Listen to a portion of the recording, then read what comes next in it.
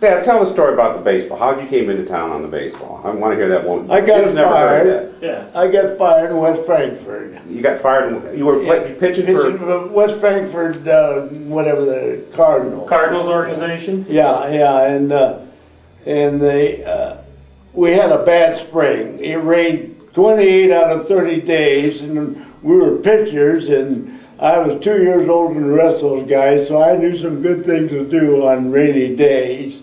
And they saw what was happening because all these other kids was all 18-year-old virgins, and they were trying to learn how to play baseball, and I tried to learn how to grow up. And so I got fired, and I went to Atlantic, Iowa, and I stopped there, and Lynn and Deb King were there, and Lynn played ball for the St. Louis Cardinals. He's done. And Deb said, you ought to go up north. He said, they got some good baseball. They're paying $100 a week. He said, they're in Shaler tonight. And I didn't even go home. I just went and drove my 40 Chevy up to Shaler, and I said, I want a job. And Art Rasmussen, he was a well digger, and he was a manager. Well, I get my uniform, so I took his uniform off and put it on, sat there. And the fourth inning, whoever was pitching got shelled, and I went out and held him. And Ivan Clark was the manager, and he was drunk, and he got me in the dugout, and I said, either I'm going to get a job or get raped. And he had his arms around me, and he hired me on the spot.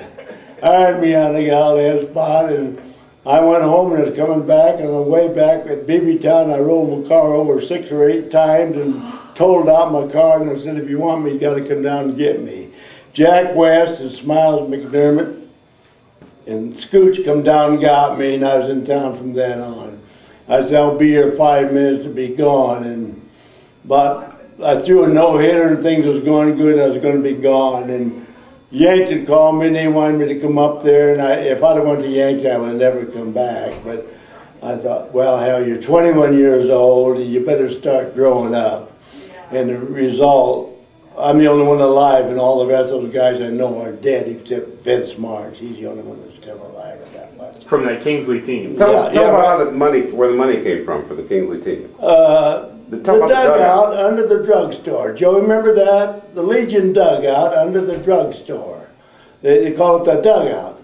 And you went down there and you gambled and you raised hell, and after everybody stole everything and wanted to steal, no Hoot Lyle and Y Marsh, they still banked $1,200 a week. So we got to do something with that. So that's when they went into the semi-pro baseball.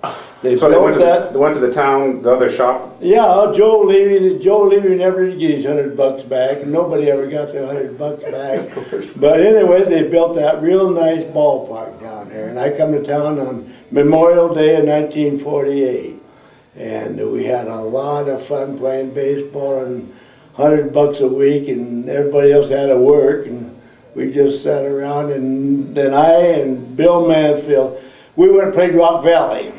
And I said, who the hell's that pitcher for all? I have some jughead pitcher for Rock Valley. Well, it's Bill Mansfield. And Bill Mansfield probably threw as good as Bob Feller did. And he beat us 2-0 that day. We had a hell of a Sunday afternoon ball game.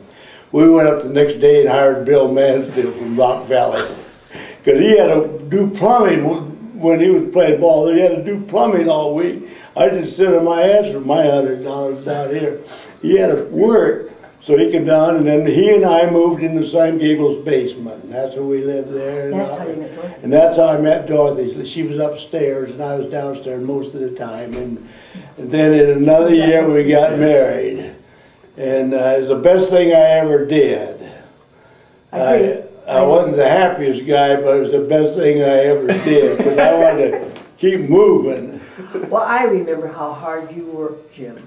Yeah, well, you had 5 kids, and boy, you worked hard. But only worked 2 jobs. I have 67 years of service. Yeah. 50 on the post office and 17 on the railroad, night and day. What'd you get, about 3 hours sleep? Yeah, and on a wedding day, they gave me 2 dinner buckets. And I said, what's that? Is that dinner? What are you doing? He said, well, you work and you take a dinner bucket. I said, I don't work, but I did learn to work. Oh, yes. And anyway, I'm glad I'm where I'm at.